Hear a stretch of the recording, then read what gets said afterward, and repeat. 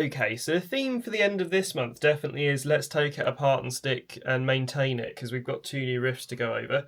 Now, for any of you that missed my previous video on the Saiga 12, we chopped the end off with a pipe cutter to make it a short stubby barrel, saving us lots of monies. But in this one, we're just going to show you, I'm just going to reiterate some of the things I've already gone through on other videos of how to take this thing apart and maintain it. So, first things first, the dust cover needs to come off. So let me just, I've got a keyboard in the way here, 1 second. I'll just whack this up here for a moment. So first things first, we need to take the dust cover off of the back. Okay, so we're depressing this little button here, okay, pushing in, and then the dust cover should come clean off. Now you do have to be careful because this little button here is also attached to the rest of the inner workings of the riff. So, whenever I'm working through where the kind of wear and tear points are for any of the riffs that I'm working with, my logic of thought goes starting from moving parts that are obvious to then moving parts which are not obvious but you can still see wear, if that makes sense. So, first of all, big obvious moving part on the 12k, let me just pop the fire selector down. Big obvious moving part is this big thing here. Now, what are the contact points? Well, very simply, inside of here, the main contact points are these rails on either side. I don't know if you can see where I'm pointing with my finger. I use the end of a screwdriver to really show you. So this bit here, this is the main contact point, and then on the other side, there's another one too. And you can already see, after just a couple of days, there are some wear and tear on those parts. So that's the first part that I would probably lubricate. First things first though, when you're lubricating gas blowback rifles, unlike a lot of other stuff, well, I'd say maybe you do it with all other stuff too, make sure that you have fully wiped away any debris, dirt or old lubricant before you get started in this endeavour. Now, after I've kind of seen, right, where can I see that needs lubricating? Where can I physically actually notice where there are moving parts? We then need to go to where we can't see. So in my head, obviously you've got the spring here. I probably wouldn't relube the spring or relube any of the spring parts unless you started to see failures. So you have a few parts here. This spring, this buffer spring would come off, and inside of it you have a small piston right here. Okay, this piston, I don't know if you can see that well underneath the spring there. That piston goes backwards and forwards with movement with the action. So I would probably lubricate that. My other concern is that there is another dust cover here, and this rubs against the top of here, and this is quite dry currently.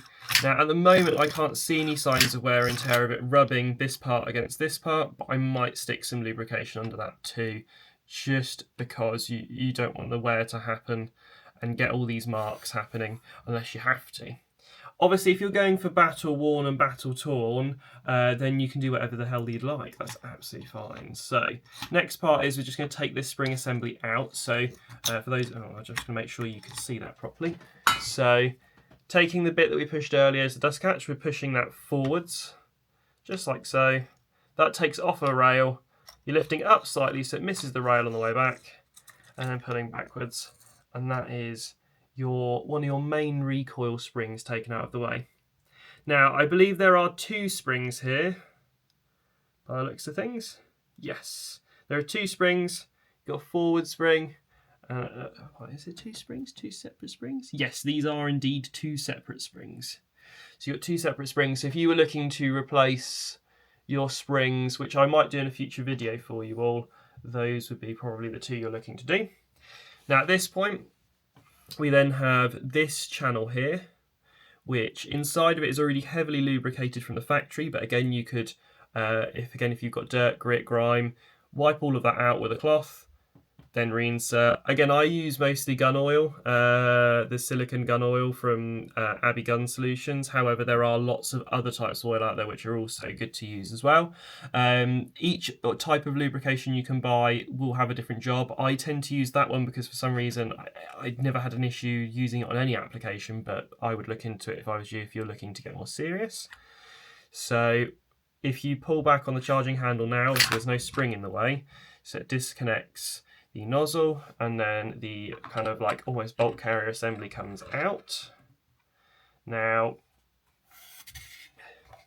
I run this specifically on a non-lubricated gas, which means that this is bone dry after a game or two of use. Now, I would probably lubricate it slightly, but not too much, okay, as this is what gases are pushing back on, as well as the gases from the nozzle, of course, to reciprocate the bolt backwards and forwards. So this section here would need lubricating. I would also definitely make sure this is spotless. Maybe not after every game, but definitely after every couple of games, just to avoid any issues, because this is going up and down. Let me just rest this way up. I think that's the smartest way of resting it on the desk. So it's going up and down through that hole. Let me just see if I can get the camera to focus there for a second. Might be a bit close. There you go. It's going up and down through that hole. And I think you would scratch that to high heavens and have some major issues if it doesn't have any lube running around inside of it. Now, while we're here, you can also see kind of where the nozzle impacts there. Sorry, the camera setup's always annoying me at the moment, so you might have to change this soon. You can see the nozzle set up there. Let's see if I can show this to you a bit better. Yes, there we go. So you have the nozzle set up there, which is where your BBs are getting fed into. Well, actually, no. This is where the nozzle's going in to inject the gas, but the BBs are getting fed up through a different port, I believe, on this. This is a bit different to your average gas blowback gun. Okay, that is another part that will need replacing at some point on your Saiga 12k.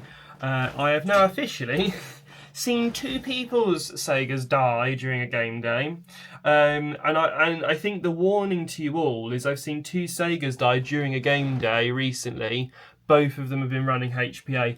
Both of them have been trying to reach field limits on HPA. Both of them have exploded the nozzles or the feeding lips or the feeding guides, and it's just gone wrong. And they are about, so to get an aluminium one, I think an aluminium nozzle set, because it's like a tri, it looks like this, it's like a tri set of nozzles. It's like 55 quid for a cheap one, and even more expensive for an expensive one. And like the actual nozzles and other parts like that, you're looking at like £20 to £30 each potentially. There's even like the feeding lips, which are kind of like another nozzle that goes across another way to move the BBs, and that's pretty expensive to replace too if you want like an aluminium one. So we've got most of the lubrication parts done so far that we need to. The last bit then is the bit that I'm not really messing with at the moment because my one seems to be doing absolutely fine, and that is the trigger assembly. So obviously you have your trigger groupings here. So I don't think this works unless there's a magazine in, is that right? Or something being depressed, I'm guessing. No idea. I'm just going to try and trick it into firing. Oh, there you go. So it's this bit here that I have to push down on. So this is your, obviously, a mixture of striking your gas magazine, as well as this is the reset. So as the bolt comes backwards this way, this is getting pushed down, and that's resetting your trigger. And then you can go and pull the trigger again. So I think this is actually, so this must go backwards, push the trigger down, and then as the bolt comes back forwards, it's knocking this little part here, which then resets it ready for the next trigger pull, which is firing again. I would probably not mess with this too much because by the looks of it, there's already ginormous amounts of very thick lubrication in here. If I was to do anything, there would probably be, number one, if you needed to strip it all the way down to then reapply that lubrication, I'd probably use grease by the looks of it because that's what they've used here. The bit that I would probably apply to on a regular basis is this marking here. In fact, I'm going to do it now while I actually remember because I've taken the gun all the way apart, so I might as well do it now. This part here, just because you can see the wear on it after like 2 or 3 games already. Let me move that a bit closer. And that's because the bolt's sliding across it. So I probably make sure you do that one fairly regularly as you go. Okay, I am going to lube this as I put it back together. I have pretty much wiped most things down already before I took it apart this time around. So I'm just going to put a little bit bit of lubrication on the top here. If I had the lid off.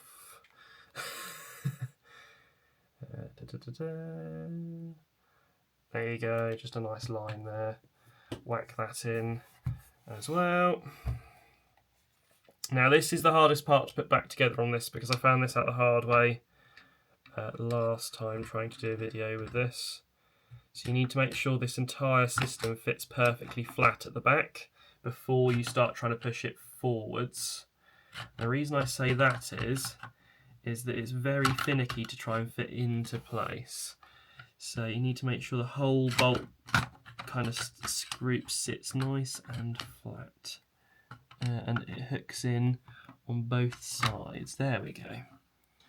And that should slide in. Now we're just going to move this backwards and forwards a little bit. I'm just going to try and not engage the nozzle for a minute, just to spread that lubrication around slightly. I'm going to push it all back in place there. We then take our spring, put it into the spring guide, like so. Now this is a harder part because you've got to twist this slightly to make everything fit. Okay. And then the last part is, and that kind of one of the, again, more difficult parts, if we can show this to you, is the bit going in the back here, like so. There you go. Now, that's all working pretty perfect again. Okay, we can then, after all of that, stick our dust cover back on, which is over here. Now, I must admit, I think the thing that I struggle with the most is actually is the dust cover as well. So this goes and slots into, there's a groove at the front of here, right there. So that slides into the groove first, I found, is the best way of doing it. So you're all lined up where you should be. And then once you put it into the groove, I found that just pushing down and like that, pops it in. Let me do that again so you guys can see. So I found just pushing down, so you don't need to do anything else, literally line it up where I've just pointed, put the end piece in like that, so you're resting on the top of the button like so, and then just push down, locks into place perfectly, just like that. And then a couple more charges, awesome, and we are good to go. Let me just see quickly here. But that is perfect. So hopefully this has been a mildly informative video for you all, for just kind of some good points to look after in your TM Saiga 12. There are some wear marks on mine down here now that I'm starting to notice too, so I'm going to keep an eye on these and figure out where these are from. I think it's just the mag seating and unseating, which is not a big deal in the grand scheme of things. I don't expect the guns to look perfect forever, but I will let you know if I find any other points that are worth lubricating or looking after along the journey as well. But otherwise, I hope you guys have enjoyed that, or at least learned something new from it, and I will catch you in the next one.